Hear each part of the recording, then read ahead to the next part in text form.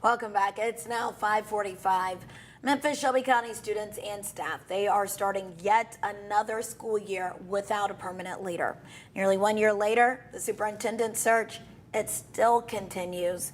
And people are really having mixed feelings about it. Right. Our Lakita Johnson is on top of this story for us. She's joining us live from Cordova Middle School with a look at the process and what's next. Lakita, good morning.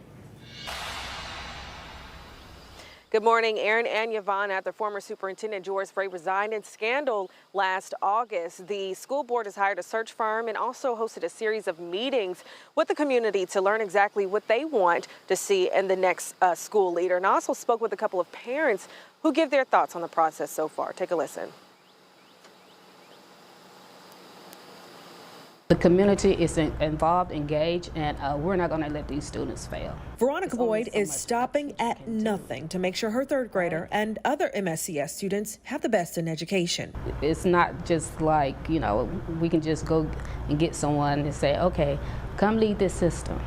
They've done it in the past and it hasn't worked. She believes the next superintendent must be knowledgeable and prepared to lead the state's largest school district. When we think about the system, we have to think about that you have roughly 90 elementary schools. Then you have 40 middle schools.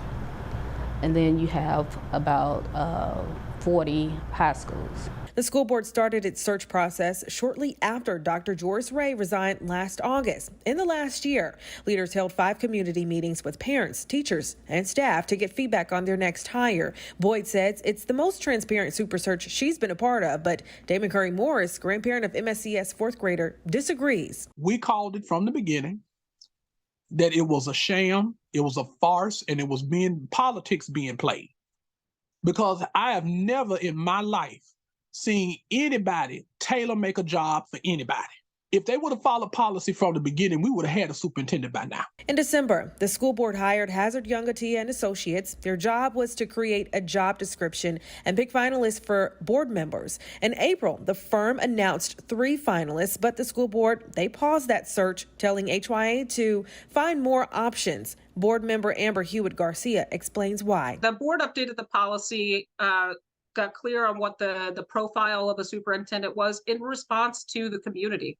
And I know we've said this already, but the board should have done the work that they did earlier this spring, in the fall, or potentially last summer, right? It did. The public was right in that we needed to do that work.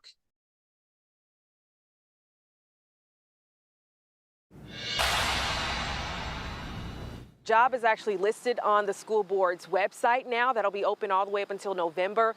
The school board does want the search firm to bring to them anywhere between 5 to 7 finalists. And the whole goal here, Garcia said, was they wanted to broaden their options. They really wanted to see all that was out there in terms of the skill set and experience. And so she's also saying that the school board encourages the former finalists to reapply. This is something that they really want to do. Now, on this process, Garcia says the district has spent $49,000 to reopen the applicant pool, as well as just the whole process in general.